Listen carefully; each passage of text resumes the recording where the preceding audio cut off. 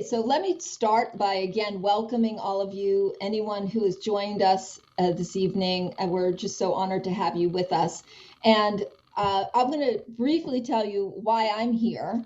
So I'm lucky enough to live in New York City, but I actually grew up on a farm in Western Pennsylvania, and it's not only helped me with every essay I ever needed to write to get into any college program and on my, helps me in my business, all these ways in which my mother didn't know that was going to help me. It also had me, garnered in me a tremendous love of nature and of the connection to our food source and growing. We had a sheep farm, an organic farm in Western Pennsylvania. And so I grew up, moved to New York City, which was about the farthest you're going to get from the farming life. And but yet I still care so deeply, and I'm so grateful that I can be a part of Fourth Universalist Society, where we have a justice team, part of which is the environmental justice team. So we have decided as a group this year, we decided that food justice was important. It was something that we wanted to learn about and bring to more knowledge about, and we've found some incredibly wonderful people who have been willing to be experts in the various panels that we've done. This is our third one, and so we've just dedicated this entire month to food justice at our church. And so we're hoping that through this learning, but we also are very hopeful that we will be taking action out of this. And at the end of the presentation, we have some advocacy actions and things that you could be taking that would inspire you to become more environmentally conscious around food justice. So if you have any questions about our Food Justice Month or anything, questions about our environmental justice team, you can put information into the chat. Barbara, my co-chair, Barbara Woods, is also on the call. You can send a message to her directly, or she can put information into the chat where you can learn how to be in communication with us.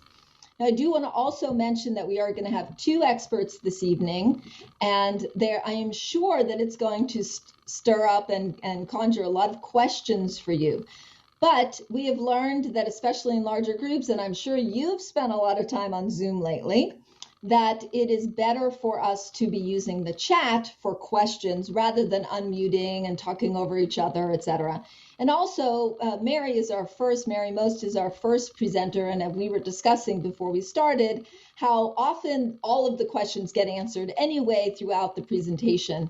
But we definitely want to hear from you. We want to know your questions. So please, if you have questions along the way, just post them in the chat. If you're newer to Zoom, just look at the bottom. You're going to see a little chat option, chat button. You'll see it popping up.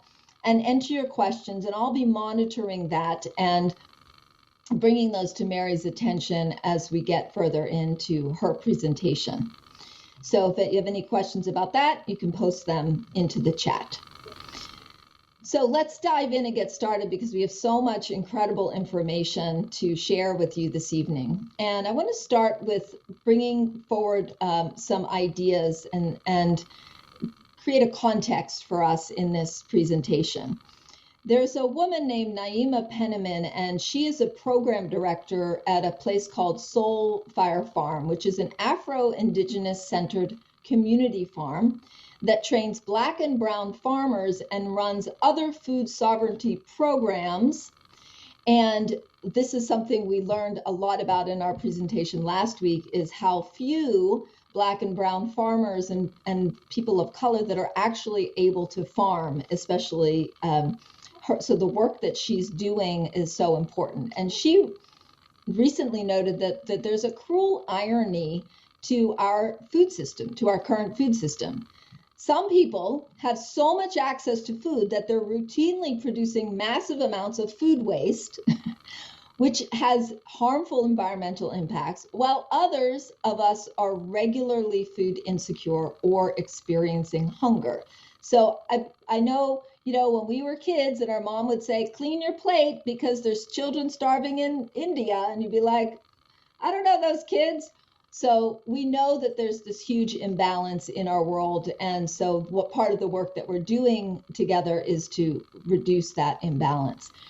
Every year, American consumers, businesses, and farms spend $218 billion a year, or 1.3% of our GDP, growing, processing, transporting, and disposing food that is never eaten. That is 52 million tons of food sent to landfills annually, plus another 10 million tons that's just discarded or left unharvested on farms. And in the meanwhile, 1 in 7 Americans is food insecure. And as we learned during our presentation last week, the COVID-19 pandemic has worsened New York City's food insecurity crisis. 1.5 million New Yorkers in New York City alone are now struggling to feed themselves and their family, which is a 38% increase. 1 in 4 children are now food insecure, which is a 49% increase over pre-COVID numbers. So COVID is definitely impacting us and our food insecurity in our city, just here in New York City. And meanwhile, in New York City alone, over 308,000 pounds in organic waste is collected every single day, which produces more than 100 million pounds a year of organic waste that's going to go straight into our landfills. And so that's a total of 3.9 million tons of wasted New York food, which, as we know, gets trucked. So it gets trucked in and then it gets trucked out. So it's also impacting not only what's happening in the landfills, but also the bigger carbon footprint. So these decomposing food scraps and other organic material in landfills produce methane, which is a greenhouse gas that's even more harmful than carbon dioxide. And the carbon footprint of food waste and organic waste is equal to the petroleum transportation footprint. So think about that. It's leading to excess greenhouse gas emissions, and putting in half food waste will bring emissions within the carbon budget outlined by the Paris Agreement. So just by halving our food waste, not even eliminating it. So we're going to start today by discussing why composting is a great way to mitigate the carbon footprint that food waste is having on our communities and in our world, and how also that composting is a community building tool, it's a jobs creator, and it's a way to fight environmental racism. And as Jesse Taylor Cruz wrote, composting is an act of protest and a form of direct action. So we're going to start this evening by introducing our first panelist, who is Mary Most. She's the Senior Agency Liaison / Grants Administrator for DSNY Recycling and Sustainability. And she has been promoting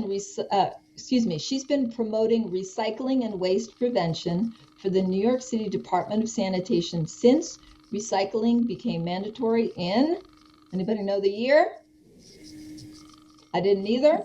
1989. She's written and edited many of the program's informational brochures and web content, including New York City's Guide to Waste Prevention and the Master Composter Certification Manual. And she's currently helping agencies and institutions to reduce their carbon footprint by recycling and reducing waste and securing state and federal grants to continue the Bureau's work. She's also the chair of the Green Sanctuary team at First Unitarian Congregational Society in Brooklyn, so a fellow UU. So now I want to turn things over to Mary and introduce her, and she has a presentation for you. As I've mentioned, go ahead and put your questions in the chat. I'll be monitoring it, and then we will see if she has time to answer all of them. So Mary, I turn it over to you. Thank you. I wanted to thank you for having me here today. It's wonderful, as I said before, that my vocation and my avocation have blended so well, and I count on the UU congregations to bring these issues to the forefront. Your introduction was phenomenal. Thank you, Liz. I'm going to share my presentation, which is here.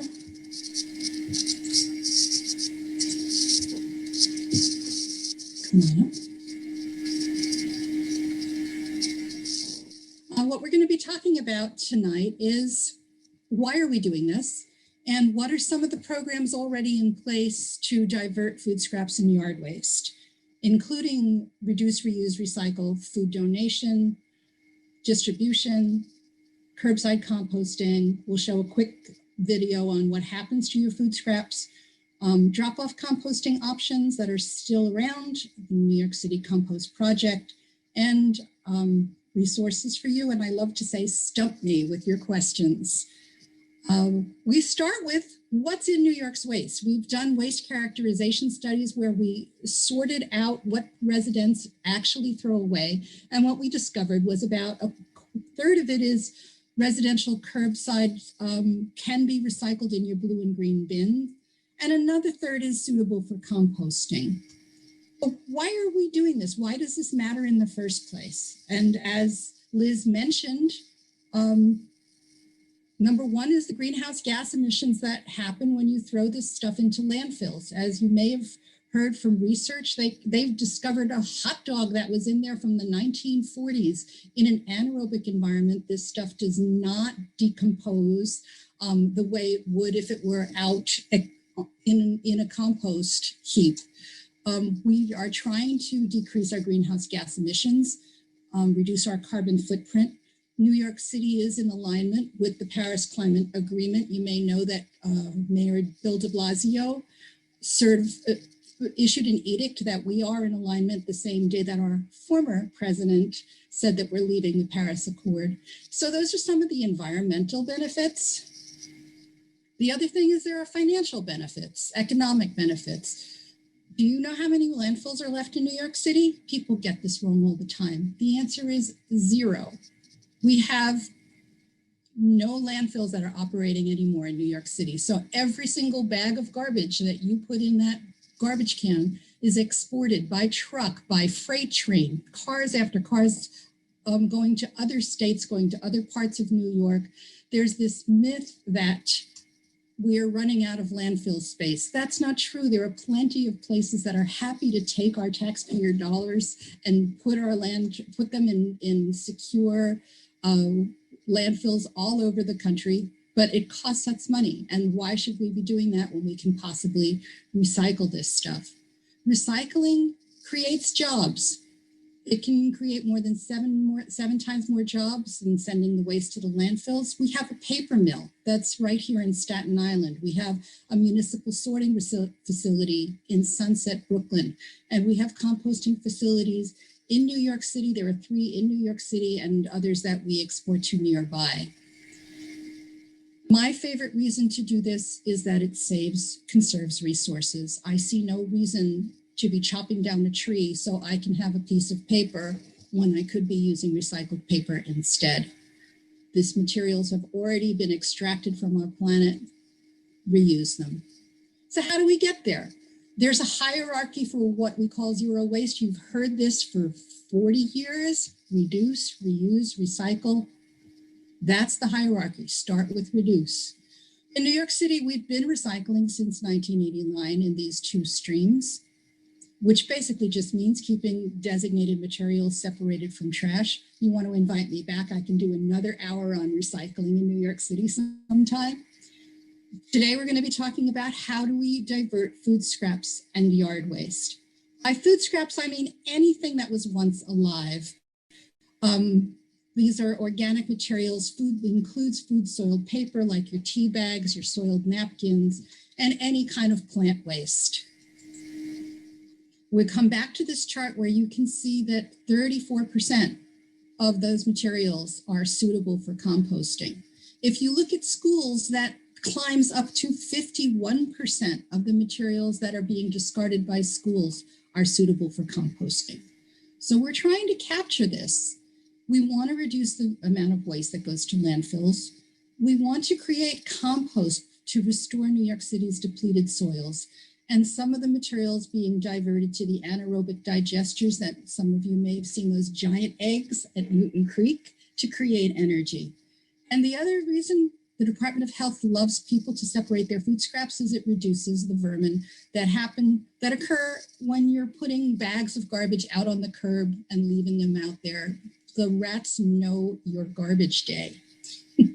They come out because they know exactly when that material is at the curb. Reduce, reuse, recycle. What's the first step? There are multiple strategies to do all of this. Donating food, dropping off food and vegetable scraps that are leftovers, composting at home, and setting material out at the curb. I do want to talk about Donate NYC launched a food donation portal that's available for nonprofits and businesses that have leftover food from events. This is live, real time. We've got food right now. We had a banquet. We have all this food left over, and people will come and collect it and give it to people, organizations that are fighting hunger in New York City.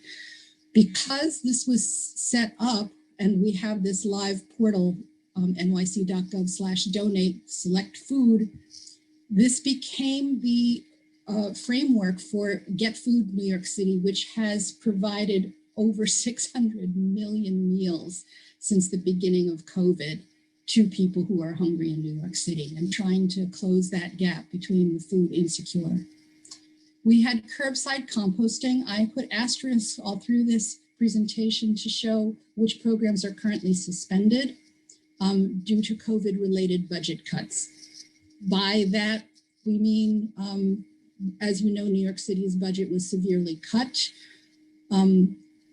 What it would need to bring it back, we can talk about later, but basically it would require an additional $30 million that we don't have this year. Whether we'll have it next year remains to be seen. We hope so.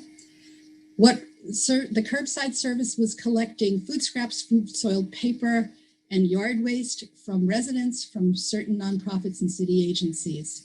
With the brown bins that people were given, they're latched, so they're rodent proof, and they're collected on a regular schedule every week.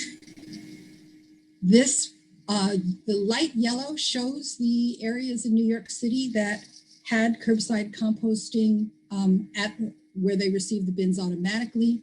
The darker orange is where people could enroll if they wanted to. So that's basically all of Manhattan and the Southern Bronx. And the orange was the where we were yet to expand to. What we were trying to do in those places is make sure that people had an option to bring food scraps if they couldn't bring it to the curb. Department of Sanitation also composts seasonally. Fall leaf collection again was suspended this fall. We do collect Christmas trees and collect them separately in a separate truck. This time I saw chippers out on my block, chipping the trees all at once. We collected over 150,000 trees curbside, and many thousands more were brought to Mulch Fest in the various parks in the various boroughs. I'm going to find out tomorrow what that count is when we meet with the Parks Department. So thank you. And what happens to food scraps? I'm going to call on Brett to play this short video, which actually stars our former Commissioner Catherine Garcia and her mother.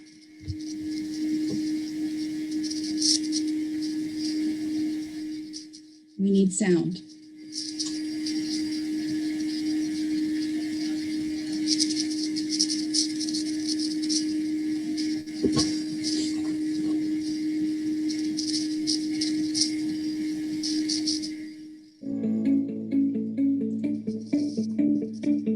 Hi, I'm Catherine Garcia, New York City Department of Sanitation Commissioner, and we're here today talking about organic recycling and composting, black gold. I'm with my mother, Ann McIver, and we're going to talk about how she composts. She's in our organics pilot program in Park Slope in Brooklyn. Mom, can you tell me how you participate in the program? So I have a bin that I keep, this white, actually it's a canister, that I keep on my counter very conveniently, and I use these compostable bags that you can buy at almost all stores. and I put them directly into a bin, which I keep on the counter. Then when it gets pretty full, I keep it like this, and I tie it up, and I take it and I put it out in my brown bin. So what do you do after I cut this and I put this in here? It goes out of the bin. The men pick it up. What happens to it then? So after the sanitation workers collect it, it gets taken to a transfer station and pre-processed where we remove any of the contaminants. It then goes up to McEnroe Farms in upstate New York. They mix the scraps and yard waste with wood chips or hay, for example. The mixture is set into rows which rest for several months. The material is regularly turned for a perfect balance of air, moisture, carbon, and nitrogen. That's what transforms scraps into compost. Then the compost is sifted and it's ready for bagging. So, Mom, counter to compost to counter. Beautiful tomatoes. Beautiful. Join us. Get with the program. Visit nyc.gov/organics.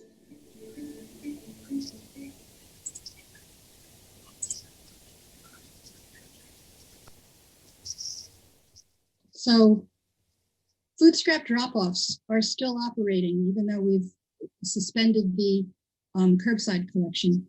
There are over 102 public food scrap drop-off sites in New York City. You can find the map at nyc.gov/drop-food-scraps. There's also a Google Sheet. These links will come to you after today's show. We also invite people to host a drop-off if you're part of a community organization, a community garden, or our church was doing it. Collect food scraps from the public. We will help give you signage, and either we'll help walk you through how you can either get it collected or compost on site if you have that availability. If you're already dropping a food scrap drop-off site, we want to know about that. We want to make sure that you're on our map. So let us know. You can also compost at home. We give you guides on how to do that. I'm sorry, we have some pictures that show people from a couple of years ago without masks. I know I feel skeevy when I see that. We have Compost Project, the NYC Compost Project has compost sites, and there are over 200 community compost sites around. If you'd like to compost at home, we can get you guides on how to set up a worm bin under your dining room table. Honestly, it doesn't smell. I've heard that. Or in your backyard if you're so lucky to have it. I'm talk for a minute about NYC Compost Project, which has been around since 1993. We're operating in 4 botanical gardens and 3 nonprofits, doing education and training master composters who are running a lot of these food scrap drop-offs. On Governor's Island by Earth Matter, Queensboro Bridge operated by Big Reuse. There's a couple of pictures of their steaming piles of compost that they've created. The Brooklyn 6 Salt Loss Compost operated by Big Reuse. East River Park by the Lower East Side Ecology Center. Queens Botanical Garden Farm. The Red Hook Community Farm operated by Brooklyn Botanic Garden. And the compost is distributed back to the community, the Parks Department, to Street Tree Stewardship. Again, we hope that next summer we'll be able to continue to have givebacks. I want to speak for 1 second about businesses and institutions, because you may realize that there are organics requirements for businesses, for large businesses, food manufacturers, large food restaurants and chains, to compost their food scraps, and they would hire a private hauler to do that. But you should know that this is still ongoing and these regulations are expanding as we speak. I'll send you to the sanitation website for more information, nyc.gov/BSNY, where you can also order guides, materials, decals, any other information. Do we want to handle questions now, or do we want to move on to Sandy Nurse? I think it would be good to, since we're right in the flow of this, we do have a few questions, and we can always we can always come back a little bit later. So I'll just throw out a couple of questions that came up while you were speaking. Let's see. So one of the questions that came in is, for all of us, can plant-based animal and animal-based food scraps be composted together? What a good question. Yes, in the brown bins or in food scrap drop-offs that are collected by sanitation. No, in your backyard composting system, which is also most of the food scrap drop-offs are being composted in small community gardens. So for those, think vegan, it's really only plant waste. Got it. Okay. And one of the questions I actually had was when you were talking about the redistribution of food, I know, of course, the organization I'm aware of is City Harvest. So yes, does New York City work with City Harvest? Very closely. Yeah, there are several organizations that are actually part of this. Food pantries. This is what I'm saying is that we already had a list of about 600 ways to get food out to the people in need. So that just dovetailed right into how do we feed people during the pandemic. People were already going to schools, so we kept schools open as a food distribution place. Because a lot of kids were getting sometimes their only meal of the day, school lunch. So we made that. Now you can come and get 3 meals. Now your whole family can come and get 3 meals. So when schools reopened, we had to ship that around. Now they're doing a lot of delivery to people's homes. That was actually part of our topic from last week and talking about that. And is there a market for New York City's compost? We give it away. We use it for our own soil through the Parks Department, through community gardens, through, there are sometimes, hopefully again, we'll have individual, we do street tree, where we'll go out and put compost in the street trees.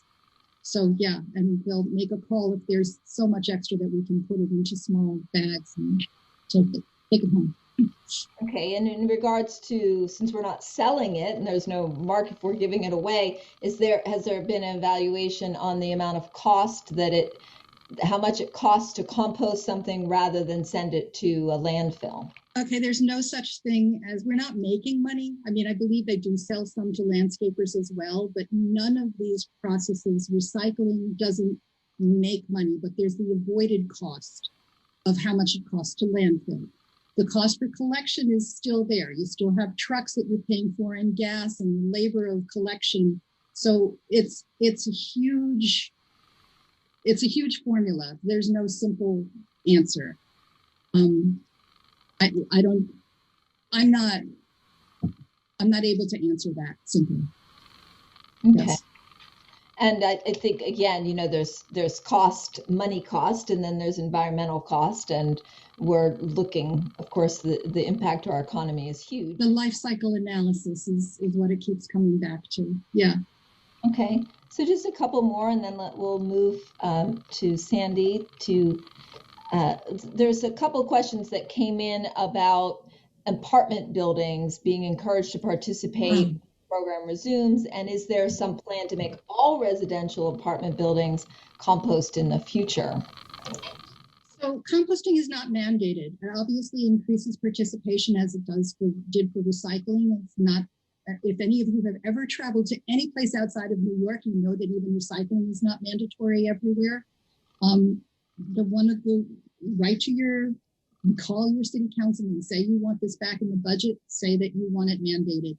And that's one way that we would certainly be able to increase composting. They are rolling it into apartment buildings on request. So where you saw that all of Manhattan, any apartment building that wanted to could enroll, the Department of Health would be encouraging buildings within the RAT reservoirs to enroll and like actively pursuing it. We're trying to get NYCH enrolled, things like this. So there were systems in place, and I was working with large institutions. When we put bins on every floor, on 2 on a floor, how are we going to do this to make this work? But right now, much of that is on hold, of course, because of... Yes, that's curbside collection, and that's on hold. Right. And I think Sandy will be talking about some activism. Okay, and a question just came in to say, well, why can't the Parks Department and the DOS come together to have composting in every city park?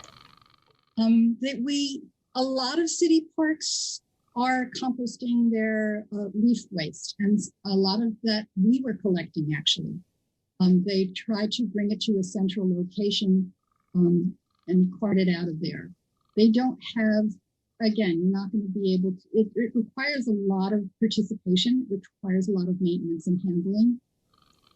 And so it's not just like, oh, let's put a little compost tumbler that can handle one person's household waste. You don't want that in your little vest pocket part. So Okay, last question. Volunteer with your local park. Yes, volunteer. Okay. And last question, does the DSNY support the development of a waste to energy solution in New York City? We are currently sending, as I said, we're sending food scraps to the anaerobic digesters in Newton Creek, where they are using that as a wonderful source of energy. And similarly, those are maintained by the Department of Environmental Protection. So they're also turning sewage into energy, basically composting what's left after they've cleaned the water, and the residue is being turned into energy. Waste to energy is another animal, and again, I don't address policy. I address what we're doing. So I need that. Well, thank you so much. I feel like you just gave us a lot of information in a very short period of time. Is there? We'll be able to send out after this any places where people can either get in contact with you or look for other resources, and we will share that and encourage everyone to do independent research. And we could probably do this for the entire day and not have. Thank you for having me. I look forward to hearing the rest of this. It's an honor to have you. So let's switch gears a little and introduce our next panelist, which is Sandy Nurse. She's a community organizer, the founder of BKROT. She's a co-founder of the Mayday Space, which is a direct action organizer. Again, we'll be sending you these links. And a carpenter. You didn't guess I was going to say that, but I just said it. And she's a carpenter. So she's spent nearly a decade working to create the alternative institutions we need for positive social change while confronting power. She's an Afro-Latina, born in Panama to an immigrant father and raised by a single mother. She comes from a multicultural family with siblings who were born and raised in Puerto Rico, and she is a proud auntie to 10 nieces and nephews. I'm sure are very happy to have her as their auntie. And she's currently running for New York City Council in District 37 in Brooklyn. So now I would like to turn the presentation over to Sandy. Oh, hi, everyone. Thank you for having me, and thank you for your passion and interest in composting. There's nothing I could talk for longer than composting. I could talk for hours and hours about this. So thank you for having me. And thank you, Mary, for your presentation and for, the work that DSNY does to really not only roll out organic waste recycling, but really the amount of time and energy and resources that has gone into educating New Yorkers and building really this big cadre of people who are knowledgeable and willing and ready to help other New Yorkers get involved in doing this very important work. So I'm going to share my screen. I won't be able to look at the chat because I'm still learning how to chat and share screen at the same time. I'm going to be monitoring the chat for the questions, and everyone can put the questions in there, and then I'll bring them to your attention. Great. So I thought I would just kind of share a little bit about our project that we started and how it has played a role in the larger web of what I would call community composters who are trying to support the overall goals of the city in increasing organic waste recycling and composting. So in 2013, after being very, very deeply inspired by different kind of projects that were fostering resiliency in urban environments, myself and a couple other friends got together and we decided our contribution to that larger work was going to be to create a jobs program. and try to model how we can both create easy access, low barrier to entry jobs for young people in our community, people who were not college bound, young people who were looking to get involved in the sustainability industry, but really we're not going to be going to get master's degrees in sustainability. So we created BK Rock, and what it is essentially a kind of closed loop system where we employ young people from the community.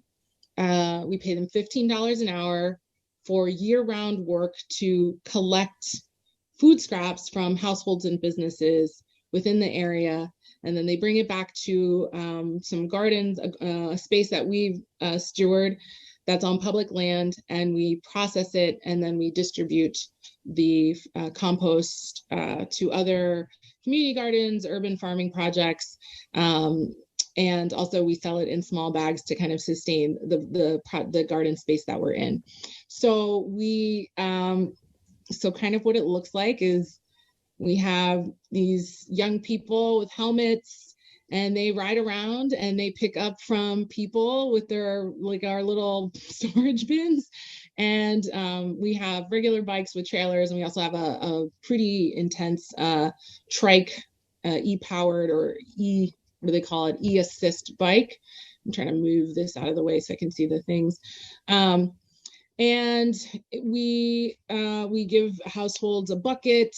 We give them a PDF or a printout of, like, this is what can go in, this is what can't go in. And every week on, I believe Sundays is now our collection day, we go and we have 3 or 4 young people out collecting these buckets that are put outside. We recommend, we share with folks that they should use compostable bags or just put stuff directly in. And then we also host a food scrap drop off on Sundays, so folks can come and drop their material off.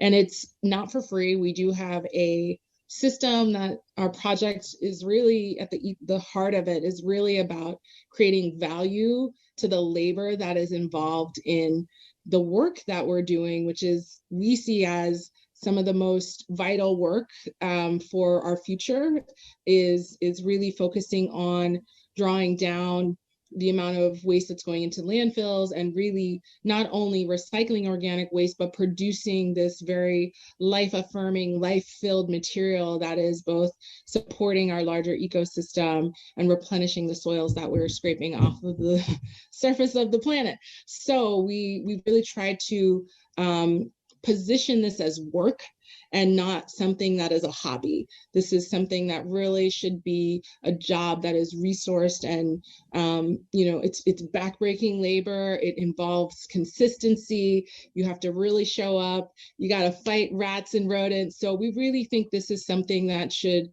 be seen as a community job. This should be somebody's opportunity to really sustain themselves while doing this important act that is supporting all of us.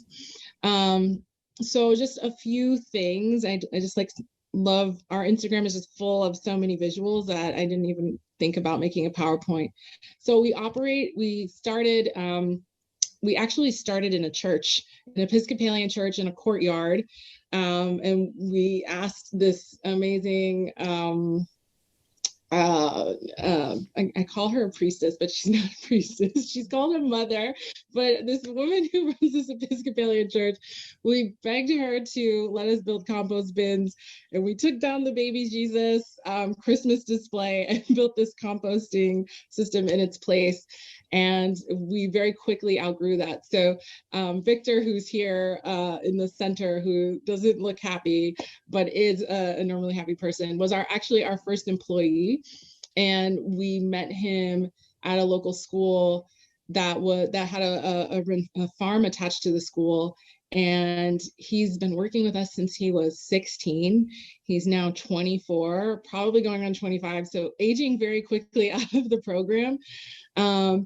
And he was our first person. When we first started, I think we collected maybe 300 pounds the first Sunday we ever did it. And we were so overwhelmed by that volume of material. And now, I don't know, they're collecting like something like, 3,000 to 4,000 pounds in a single day. So it's a pretty substantial load that we've been able to scale up to. And we are based in Bushwick in this little piece of land that we call No Wastelands, which is a 2,500 square foot public lot that we transformed into a giant composting space that also has a kind of native wildlife garden. So there really isn't much kind of kitchen vegetable growing there. It's really about coastal plants and plants that work really well here that attract all sorts of pollinators. And so we have these very large windrow systems, and young people work these systems all throughout the year. It's a year-round program. I can't get rid of this thing. Okay. And then we have the drop-off. So we also sell bags of compost, like very small 1 pound bags for people who want to support the garden and help keep the space working. And just a little bit about the larger kind of vision. We, over the years have been really lucky to work with a lot of incredibly talented young people. And for most of these folks, we are the first job they ever have. So we are the first boss they have. We're the first people to teach them how to write their boss's emails, how to be on a work schedule, how to show up on time and show up with all the things you need. So it's not just about composting. There's really a professional development and personal development trajectory that we try to we built into the program, and we work with teachers in the schools that we recruit from and social workers to really build kind of a very, I would say, this network of mentoring adults who are really tapped into the lives of these young people and well past the time that they're in the program. So they might work with us for a year or two as a biker. Some people don't bike, they just compost. Some people do the sifting. So they take the material that's in the windrows and they run it through the sifter, and they kind of package stuff and they manage the curing piles. So these are just some examples of some of our young folks that are, I believe, on staff now. Just like great young folks who are at different points in their high school careers, moving into college. So I don't know, I just love, they're just very sweet people who turn out to be incredibly capable of doing sanitation work. They are waste workers in some ways. And so BK Rot was really, it's not alone. We started this project a little bit modeled off of a group in Northampton, Massachusetts. The name of the group is escaping me now, but they were, maybe they're called pedal pushers. They were collecting food waste in that Northampton, Amherst area from households on like electric assist bikes and trikes. And of course, covering much less dense terrain, where we're very fortunate to have very density, so the collections are easy. And we modeled that. So we were the first of the kind here in New York City. And it was certainly filled with a lot of challenges, insurance, and putting teenagers on bikes, collecting trash. DSNY was like, what are you all doing? But we managed to really scale up and do something incredible. And then, of course, there were other groups that kind of emerged from this. We were a model. We didn't feel proprietary ownership over this. We really wanted we wanted to build something that could replicate. It's a very simple system. People pay a monthly fee. We pick up this stuff. We make the compost. We give it away. We felt like it was a very simple system. So this is the Instagram of Reclaimed Organics, which covers Manhattan. If there's any of you who are there, they are very great because unlike us in Brooklyn, they cover bigger buildings, bigger commercial buildings, a lot of small offices that are in large scale buildings. And they've really managed to come up with this innovative way of consolidating a lot of material in these buildings and using some of the what would I call the custodial spaces of buildings to consolidate material and then have a larger pickup, or they bring it to their space. So again, they're just using these kind of like big bikes, They have a bucket system inside an office space, and then they cover a very large terrain. So they also host a drop-off in the city. And so what we kind of call the work we're doing besides community composting is we call it micro hauling. So unlike a large scale carter who is a hauler, we're a micro hauler, meaning the amount of material that we can put on our bikes is about 800 pounds or less. And so that's why we call ourselves micro. And there are about 5 or 6 of us in the city. We have an informal kind of trade association, and we actually were able to get this fossil fuel based hauling and transportation of organic waste codified into city law. So this is BK Rod, along with many environmental justice groups, with the historic signing of the commercial waste zone bill, which I won't get into because it's its own bucket of explanation, but essentially it created a zone system that is going to drastically transform the way the private sanitation industry is run in New York City, and really reduce the vehicle truck mileage that is used to transport waste all across the city. And a part of that bill got bike-powered transportation of organic waste included. So we are a legit type of industry, an emerging industry with many different players who are active and more that are trying to set up.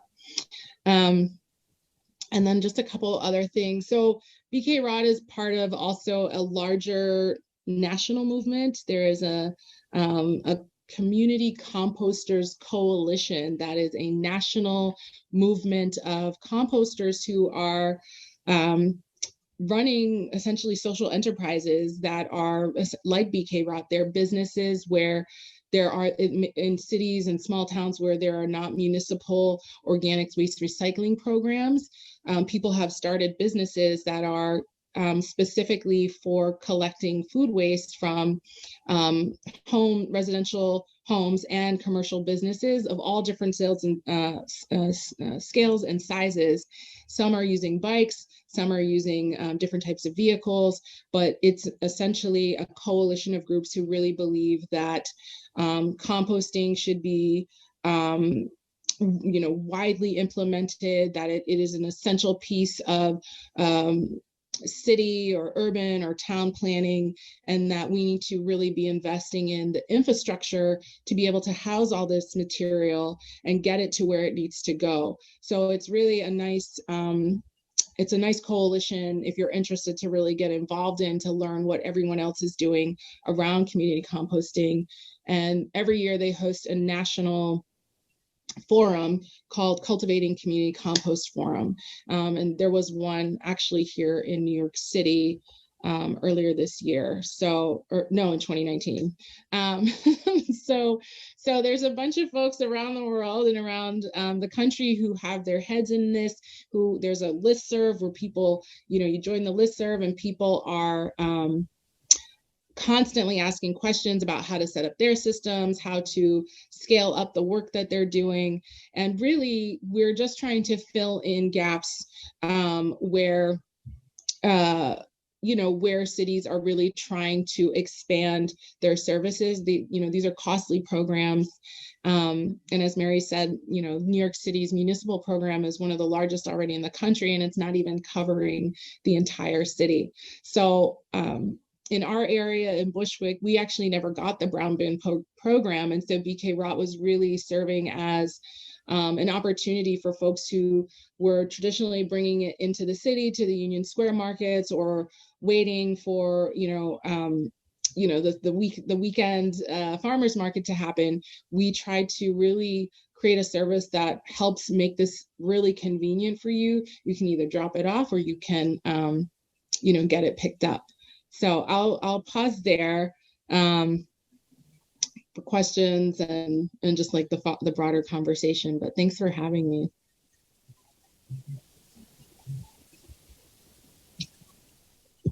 unmute. Okay, must unmute. I've said the words "you're muted" about 10,000 times in the last 12 months of my life.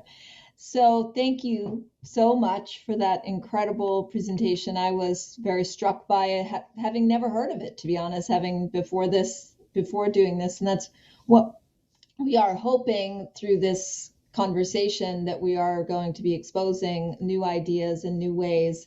I love that it was included into that bill, and which I happen to have known about a bit. So Sandy, thank you so much for that presentation.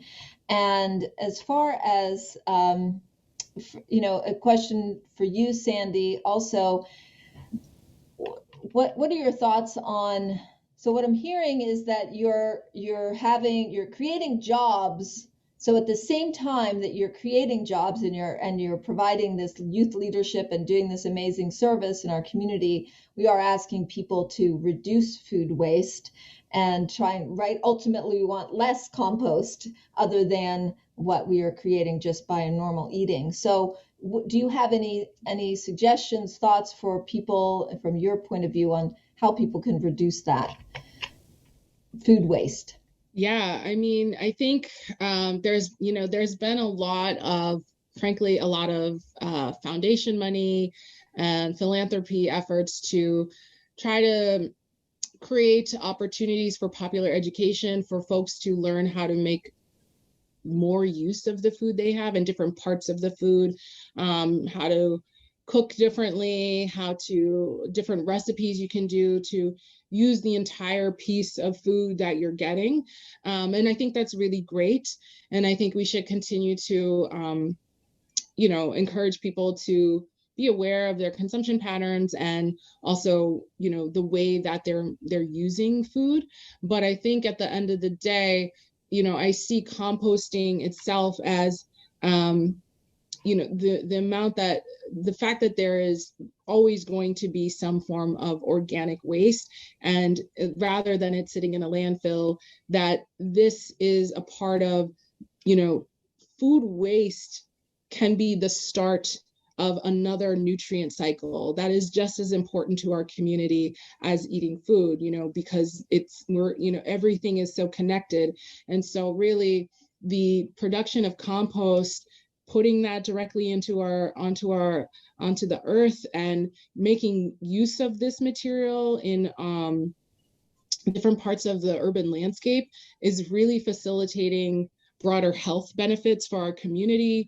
It's facilitating plants growing faster, which facilitates carbon being sequestered out of the air. And so it's not a either or. There's not a net negative that happens by having organic waste going to composting, but there is when it goes into a landfill. So, obviously we want to reduce consumption and we want to encourage different better cooking, but I think some of this also kicks further up into the supply chain, into a conversation around expiration dates of food and the excess that is built into our current grocery system, and the excessive amount of food waste that is planned to be trashed in our food system, and really putting that burden back onto that system rather than necessarily on the individual to hold all of the thinking in their day about the food waste. We should be reducing these at the larger scale where the food waste is generated. And thank you. And I want to put into the chat here for everyone. We're going to be sending you a bunch of information after this presentation, assuming you have registered with us, which we can tell you how to do. But here's a food waste calculator, so you can check for yourself how you are managing your own food waste and the impact that it would have. And then you can change some habits, and then you can do the food waste calculator again and see if you've reduced that. So we have many more questions, many more ideas, and of course you're seeing them in the chat, and we are coming up to the end of our hour together. So I want to make sure that we end we can take more questions, but I also want to make sure that to acknowledge everyone that we are coming to the end. And before we get off the call, or before you start getting off, you can, so hopefully everyone that came tonight was registered with us to come on. That's how you got the link for this presentation. And if not, you can email, you'll see Brett just put it in there, but I'll put it in the chat again. You can email us at envirojustice@fourthu.org. We are going to be sending the presentation out. We've been streaming this on YouTube, and you're welcome to share this information with other people, of course, and then we will keep you in the loop as things develop, as we do more work together. And of course, we want to hear from your communities on what you're doing so that we can expand that cooperation and ability for us all to make an impact. We do have also, this is another reason why you would want to have us have your email address, is we do have some advocacy actions that you can take, different ways that you can support coalitions of groups that are working to increase compost in New York City and doing other uplifting and environmental climate justice activities. So not just in New York City, outside of our city as well. So please, if you haven't already, go ahead and send us an email and we will make sure that you're on the list. So also, before we end, I would be terribly remiss if I did not stop and thank Brett and Jody. Yo, Brett and Jody. Okay, I'm going to spotlight you right now. Spotlight, bam. Brett and Jody, because not only did they basically coordinate all the panelists and all the speakers and did all the research and everything else to make this such an incredibly informative and beautiful process. So thank you so much, Brett and Jody of Fourth U. And now I'll remove the spotlight so you don't be embarrassed if you don't want. Okay, and of course, thanking also my co-lead, Barbara Woods, who is here with us tonight and who is, we're continuing. So this is just the beginning for us. There's more to come. And if anybody has any other questions, you can feel free. We'll stay on just for a couple more minutes. We'll feel free to put them in the chat. And any other questions, I know actually that Barbara said, question for Sandy and Mary, will you talk about how people who live in apartments can hold compost in their freezer to drop off at a city site? Is there someone that would jump into that question? Mary, you want to quick pick that one up? Yeah, how you store compost at home. People have different ways to do that. Some people keep it in their freezer. Some people keep it on their counter. Sandy talked about using compostable bags. I ask you to check with the food scrap drop-off that you're bringing it to, whether they can handle those or not. Frankly, if you just want to put it in a large Tupper thing, old yogurt container, and dump it there, that's probably your best bet. If you're on the go and you can't, a plastic bag, dump it in and throw out the plastic bag to drop that. Some places can handle the compostable bags, but there's not really a point in investing in them if they can't handle them. So yes, I keep mine on the counter, yeah, so for a week. The thing is, you have to remember to bring it to a drop-off because my freezer is full of compost, and I started a composting project, so I got to remember to take it out. I don't have room in my freezer. What I will say is that if you are composting, keeping it, adding more paper. If you use paper napkins, oh my goodness, for those of people who do, or food soiled paper towels, tea bags, things like that, that will help absorb the moisture, which is what creates the smell.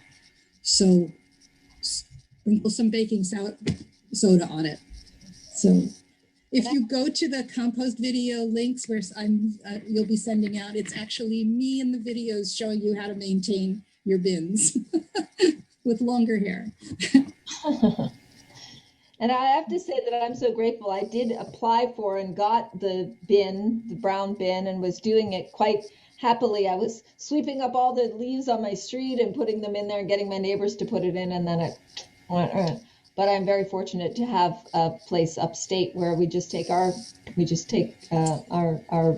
compost and dump it, and the crows come and eat it, and it's kind of fun. So yeah, our freezer gets pretty full from week to week as well. I'll also say I'm seeing some people who are actually paying the fee for composting services and piggybacking together, so that they say, well, gee, I wouldn't have enough on my own to fill this bin, but gathering with their neighbors to say, okay, let's do this, let's go in on this together. So that's a delight to see that the interest is so high.